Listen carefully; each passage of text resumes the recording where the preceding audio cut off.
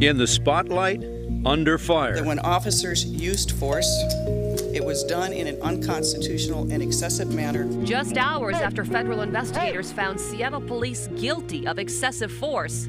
Police tactics are being questioned again tonight, fueled by what you're about to hear on this dash cam video. Taunts and profanity dished out by Seattle police. Now a lawyer alleges dash cam video the public hasn't seen until tonight features the kind of problems highlighted in a scathing civil rights investigation. Komo 4's Joel Marino is live in our satellite center with a look at the tape. Joel? Dan and Mary, the lawyer who released this video says it backs up Justice Department findings that Seattle police use excessive force. Now, the officers were reprimanded, but the lawyer questions if the punishment went far enough. This was the scene after Seattle police stopped Miguel, Oregon for speeding in March 2010. Police also pulled his passenger, Hugo Perez, from the car.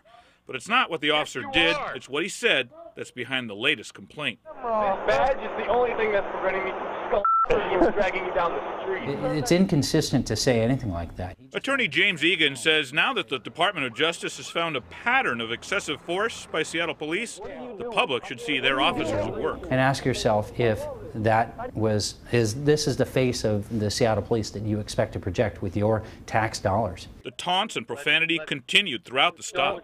Don't suck my here, all right? Instead of de-escalating the situation, the lawyer says police provoked his clients. What I think these officers were doing was goading these guys into possibly taking a swing at him so they could take him down. Egan says officers lied in their follow-up reports, saying the car didn't stop for a stop sign and pedestrians were near the crosswalk.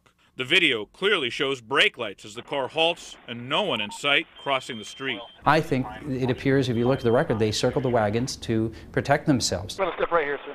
Ultimately, the case against the driver was dropped for lack of evidence. 3 of the 4 officers were suspended 15 to 20 days for profanity. Another black eye for the thin blue line. I've seen the good and the bad, and this is super ugly.